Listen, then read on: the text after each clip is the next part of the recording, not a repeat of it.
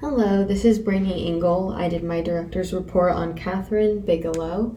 In this picture, you see her on set of the film The Hurt Locker, and she's actually in Jordan, which is pretty interesting. A little biography of Kathryn is she was born on November 27th, 1951, in San Carlos, California. Her parents were a librarian and a paint factory worker, and she was an only child. At a young age, she actually aspired to become a painter. She even attended the San Francisco Art Institute. Later on, she realized that filmmaking was her true calling and received a scholarship to study film at Columbia's University School of Arts. She shared to the Huffington Post that film was this incredible social tool that required of you nothing besides 20 minutes to 2 hours of your time. I felt that film was more politically correct, and I challenged myself to try and make something accessible using film, but with a conscience. Since then, she has filmed countless action-packed movies, including The Hurt Locker, Zero Dark 30, Detroit, and Point Break. She has earned around 30 awards for her skills in filmmaking, some including Best Academy Awards for Directing and Best Picture, which were both won for The Hurt Locker. And this is just a picture of, the picture on the left is a picture of the San Francisco Art Institute. In the middle is a picture of her when she was younger as a filmmaker, and then the one on the right is a picture of her within the past couple of years. And then the next slide is about her styles.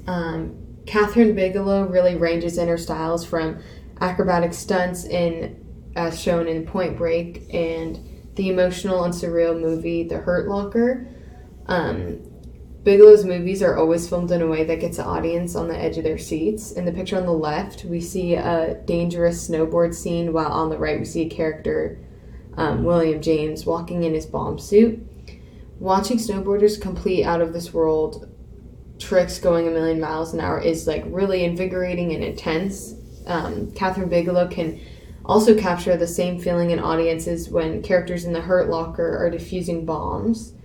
Although defusing bombs is far more intricate and slower paced than bombing down ski slopes, this action has far more costly repercussions if something goes awry. And I just think it's really interesting how she's able to she's primarily filming movies that would be in the action genre, but she can provoke feelings of intensity, but just in different ways, either from snowboarding or defusing a bomb. It really shows her flexibility with making films. And then as for her filmography, she often goes as far as possible away from Hollywood to get the most realistic sets. For example, she shot The Hurt Locker in Jordan, and Zero Dark 30 was actually filmed in India, and some of the waves caught in Point Break were filmed in Tahiti. I think that this makes her movies really unique and authentic. Many of her action-packed movies were shot using handheld cameras, and that's why I just included that picture of a handheld camera.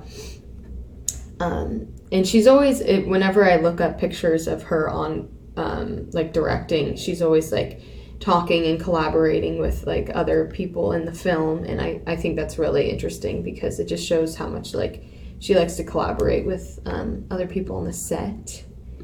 And then as for genres, this is obviously William James from The Hurt Locker, which is what we watched last week. So basically, most of her movies or probably all are categorized in the action genre. However, she defies most of these movies' biggest guidelines, as most of her films focus on the character's own personal struggles and strifes, and all these struggles and strifes often relate to bigger societal issues. For example, in The Hurt Locker, soldier William James' bomb defusing is incredibly intense and successfully satisfies the action movie's expectations, but she also focuses on the reckless and almost suicidal nature of this character. Including this internal flaw of William James demonstrates how many soldiers in real life are often struggling with their mental health and well-being. instead of just producing a movie that's invigorating and action-packed, Bigelow also succeeds in incorporating important themes into her films. I will discuss one of these themes in the next slide. So this is one of the most iconic scenes from Blue Steel. I think as the first woman to win an Academy Award for directing, Bigelow clearly had to challenge the societal expectations of women and people in general, like in the film industry and just in society. Her movie Blue Steel, for example, follows a woman cop in her journey to get justice for herself and bringing down a criminal to face his crimes. Blue Steel came out in 1989 during a time where women hardly starred in movies without being like a sex object. I think Bigelow really helped pave the way not only for women in filmmaking, but also in the film industry and in life in general, to be honest.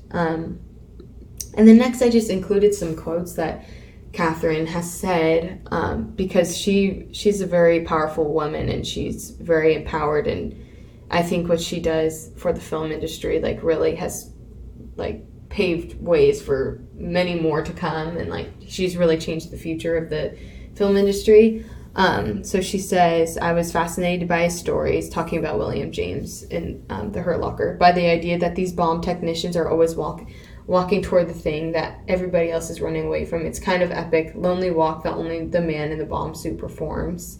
That just kind of shows why she shot The Hurt Locker and like why she chose that to be her subject. She said that I'm drawn to provocative characters that find themselves in extreme situations, and I think I'm drawn to that consistently. I think that just shows like what kind of director and person she is, because that just shows that like she chooses to focus her films on people who have depth and who have internal struggles as well as external ones. And then finally, this is like a really great quote, I think. If there's specific resistance to women making movies, I just choose to ignore that as an obstacle for two reasons. I can't change my gender, and I refuse to stop making movies, which I thought is like a really great thing to say, because I think that rings true to a lot of people, like, or a lot of women in like their workplace. Like, I think that she's just a really great role model. Here are just some works-cited fun stuff. And then finally, I'm actually saying this in the condo bathroom in Maui because everyone in my family is extremely loud. But I did do all of my research and made this slideshow right here, so I just thought I'd include that. Thank you so much for listening, and I hope you guys learned something about Kathryn Bigelow, who's absolutely amazing, and she's like extremely inspiring, and I hope you learned something. So